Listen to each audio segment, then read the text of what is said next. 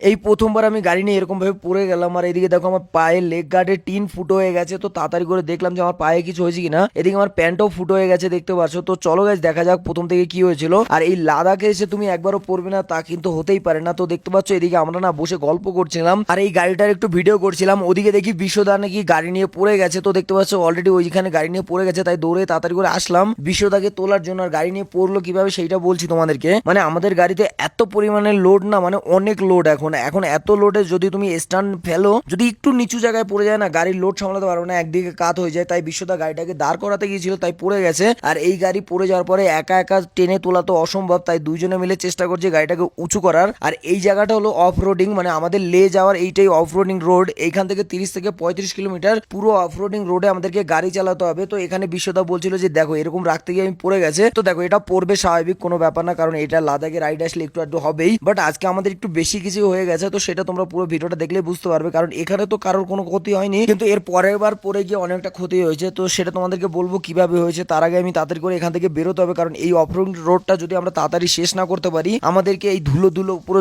সবসময় খেতেই হবে। কারণ ধুলোতে তোমার মুখ চেনা যাবে না, অনেক সময় লাগে। এইটুকু জায়গায় যেতে প্রায় 3 ঘন্টা সময় লেগে যায়, 30 থেকে 35 কিলোমিটার যেতে। আর এর উপরে যদি হয় তোমাদের গাড়ি একটু খারাপ, যেহেতু আমাদের গাড়ির সকারে একটু প্রবলেম হয়েছে, যে অয়েল থাকে সেই অয়েলটা পুরোপুরি পড়ে গেছে। তো তাই জন্য আমাদের গাড়ি সেরকম ভাবে চালাতে পারছি না, কারণ গাড়িতে অনেক বাউন্স খাচ্ছে। তো ওই জন্য আমরা হলো গিয়ে ধীরে ধীরে যাচ্ছিলাম। তো চলো তাড়াতাড়ি করে, ব্যাপার না, আগে আমাদেরকে লে পর্যন্ত পৌঁছাতে হবে। লে পর্যন্ত পৌঁছানোর পরে আমরা ওখান থেকে ঠিকঠাক করে নেবো, কারণ আমার কেটিএম শোরুম এখানে নেই। আর এর যে পার্টস কোনো আলাদা কিনতে অতটা বেশি পাওয়া যায় না, তাই আমাদেরকে লেতেই যেতে হবে। লেতে গিয়ে আমরা পুরোপুরি চেঞ্জ করবো সবকিছু। যাই হোক চলো এবারে তাড়াতাড়ি করে আমরা যাই, আর একটু পরে আমরা সমস্ত জায়গাগুলো ক্রস করে ফেলবো যেগুলো অফরোডিং ছিল। আর এইবারে দেখো রোড গুলো দেখো কতটা সুন্দর লাগছে। এরকম রোড পেলে কার না চালাতে ভালো লাগে বলো। পাহাড়ের পাশ থেকে এরকম রোড চলে গেছে, তাই জন্য আমরা বেশ ভালো মজা করে এখান থেকে যাচ্ছিলাম। এত সুন্দর রোড দেখো, গাড়ি চালাতেই একটা আলাদা ফিল আসছিল। কিন্তু এই ফিলটার বেশিক্ষণ থাকেনি, কারণ এখানে না আমরা গাড়িটা নিয়ে পড়ে গিয়েছি আর আমার গাড়ি অনেক কিছু ভেঙে গেছে। আর আমার এদিকে দেখো লেগ গার্ডও পুরো টিন বেঁকে গেছে, অনেক মোটা টিন। আর টিনের উপরে ছিল অনেকটা রাবার, রাবারটা ফুটো হয়ে আমার প্যান্টও ফুটো হয়ে আমার পায়ে লেগেছে। তো তখন ভাবছিলাম যে কি হয়েছে আগে দেখি। এখানটাতে এত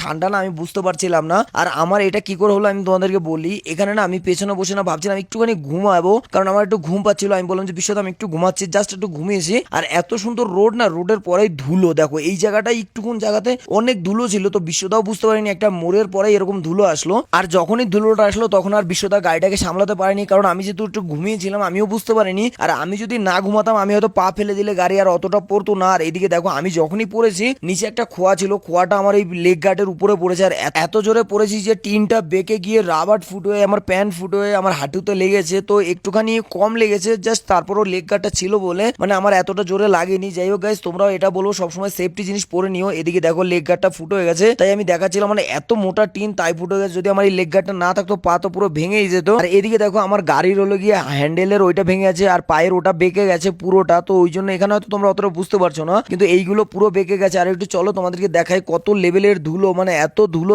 তো গাড়ি কখনোই কন্ট্রোল করা যেত না যদি আগে থেকে না জানতো যে এখানে ধুলো আছে। মানে কমসে কম আমার এক বিদ্যার কাছাকাছি না হলো 4-5 আঙুল তো অলরেডি ধুলো আছে এখানটাতে। তো এত ধুলোতে যদি গাড়ি আসে তখন আর গাড়ি কন্ট্রোল করে রাখা যায় না। যাই হোক চলো এবারে আমার আপাতত এটা তোমাদেরকে বলি, এখন ঠিক আছি, কোনো রকম প্রবলেম নেই। ওই সময়টুকু একটু ব্যথা লেগেছিল, বাট এখন আমি পুরোপুরি ঠিক আছি। আমার ব্যথা, পায়ের ব্যথা আর কিছুই নেই। যাই হোক তোমরা কেউ টেনশন করো না। আর এইদিকে দেখতে পাচ্ছ এই যে এটা, এবার দেখো ভালো করে দেখতে পাচ্ছ বেঁকে গেছে আর হ্যান্ডেলের ওটাও ভেঙে গেছে। তো এগুলো আমাকে সব ঠিক করতে হবে লেতে গিয়ে। চলো এবারে যা হয়েছে এগুলো ভুলে আমরা এবার বেরোতে থাকি, কারণ এখন আমাদেরকে অনেকটা দূরে যেতে হবে। আর এত পরিমাণে ধুলো না, আমরা পুরো ধুলো ধুলো হয়ে গেছি, গা হাত পা দেখতে পাচ্ছ। তো চলো এবারে তাড়াতাড়ি করে আমরা বেরিয়ে পড়লাম এখান থেকে বাকি রাস্তাটাকে কভার করার জন্য। আর এই যে রাস্তা, মানে এগুলো মানে চোখ জুড়িয়ে যায় দেখলে যে না তুমি এত সুন্দর একটা জিনিস দেখছো রাস্তা দিয়ে।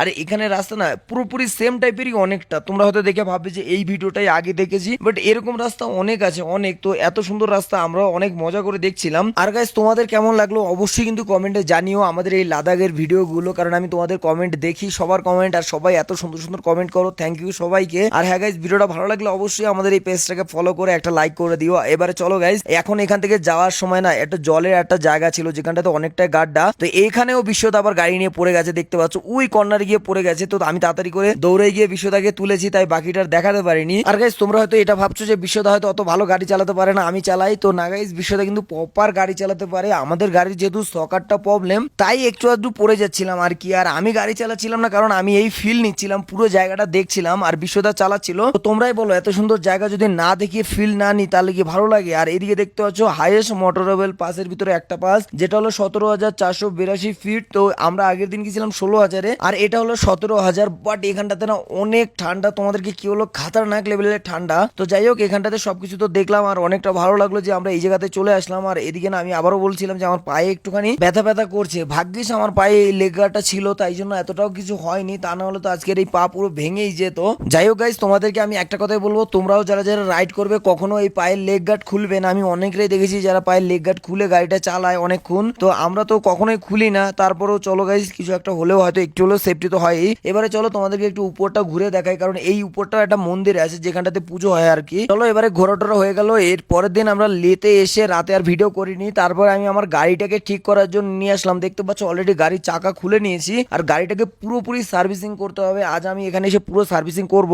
আর এই গাড়িটা শুধুমাত্র এই চাকাটাই খোলা না, এর সাথে সাথে আরো একটা বড় জিনিস ক্ষতি হয়ে গেছে, যে জিনিসটার জন্য আমরা এতবার পড়ে গিয়েছিলাম। এই হলো দেখতে পাচ্ছ সকারটা, মানে এটার যা অয়েল ছিল সেই অয়েলটা সব পড়ে গেছে। তো এই অয়েলটাকে চেঞ্জ করা যায় না, তাই এটাকে নতুন লাগাতে হবে। আর এই অয়েলটা না থাকলে গাড়ি অনেকটা লাফ হয়, তো লাফ হলে হয়তো অনেক সময় হলো গাড়ি ব্যালেন্স ঠিকঠাক রাখা যায় না, তাই ঠিক করে নিলাম। আর আমার এখানে 10,000 টাকা খরচা হয়ে গেল। যাই হোক গাইস তারপরও গাড়িটা ঠিক হয়ে গেলে এটাই ভালো লাগছে। আর হ্যাঁ গাইস ভিডিওটা ভালো লাগলে অবশ্যই কিন্তু একটা লাইক করে দিও। সো বাই বাই, দেখা হচ্ছে নেক্সট ভিডিওতে।